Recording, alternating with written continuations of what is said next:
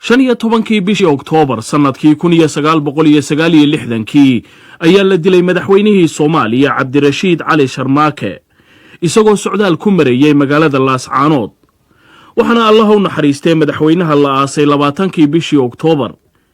isla habeenkii xigay ayaa intaanu waagu baryin ay ciidamadu la wareegeen taladii dalka Soomaaliya haddaba sida laga yaabo inay dhageystayaal badani xusuusan yihiin sanad guuro walba oo ku aadan markii ciidamadu ay qabsadeen talada wadanka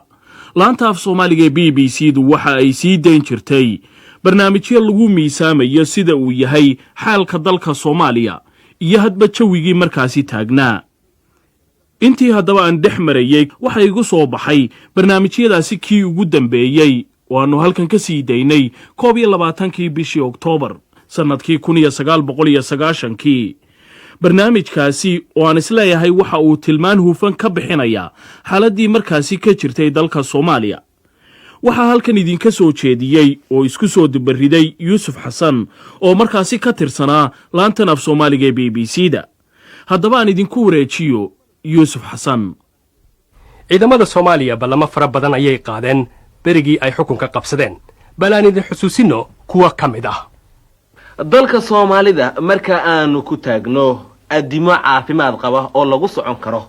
ayaanu dabadeeto haddii aanu nahay ciidamada militariga xukunka ku wareejin doonaa dad Soomaaliya oo u qalma madaxtinimada wadanka ciidamada militariguna waxa ay dabadeeto ku noqon doonaa buu yiri jagooyinkii loo qoray iyo shaqadoodu wixii ay ahayd waxaan yeesnahay in dadka aan u dhiibo xukunkii mar allaale marka wadankaas laga dhameeyo musuqmaasuqi oo loo soo celiyo dawlad wanaagsan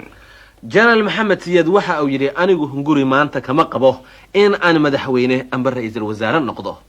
waxa uu intaa ku daray in aanu taariikh u qaban karaynin ay damacsan yihiin dalka Soomaaliya in lagaga sameeyo doorasho caama hase yeeshee waxa uu ku daray in dastuur lagu hayo gacanta golaha sare ee thawrigu waxay ka tashan doonaan dastuurkaas haatan la hindisaayo in degdeg sharci u ahaado iyo dadka in afti lagu weydiiyo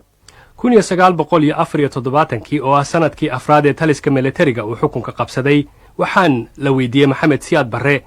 waxyaaladii wadanka uu qabtay wuxuuna ku jawaabay sida tan hadal kuma koobi karaan isleeyahay waxyaalaha waaweyn oo gacanka uu qabtay balse waxaan haddaan mid ka taabto aan isleeyahay waxa ugu weyn waxay noqon karaan in dadka Soomaalida ah oo awalto hurday inuu hurdada ka toosay dadka Soomaalida oo awalto ogeyn iyaga dad ahaan awoodooda iyo dalkooda khayraadka ku jira iyo iyaga naftoodu waxa ay isu yihiin inay maanta garteen haddaan midnimadu ka soo tilmaamana matalan waxaan nin walba u garan karaya Soomaalidu in ay xagga saqaafada ama xagga tacliinta aqoonta inay ku xirnaayeen ajnabi oo dawlado kaleeto afkood iyo tacliintooda ay ku xirnaayeen laakiin markii af Soomaaliga la hirgeliyay dhigmadiisa in ay u noqdeen dad ahaantood Soomaali cusub ayaa dhalatay ayaa markaasi la sheegay dadkana waxay u hanweynaayeen waxyaalada dalka iyo dadkooda ay qaban karaan guulahaasi waxay dhaliyeen sugaan iyo heesooyin dadka qaarkii ay ku qaadaan guulwada Siyaad waxaana ka mid ah heesahaasi midatan wadadii cadayd cagta saartay وعرابيو عمري جريو عمري جريو عيناك هاي talisku wuxuu ku dhawaaqay inuu la dagaalamayo cudurrada dalka hayo oo dhan kuwaana waxaa ka mid ahaa qabyaaladda madaxweyne Siyaad Barre oo ka hadlaya magaalada Muqdisho 1976 sidan ayuu yiri taankaanu waxa weeye mid hanti wadaaga waxa weeye mid wadaniya waa yaqaana waxa ummadda Soomaaliyeed la rabo ma ka joogtanayo ma aha qabiil ma hay kullu goyn qabiil waana dilay mana soo noqonayo suuqii la dhuntana baysan u kali doonaa soo dabaadinka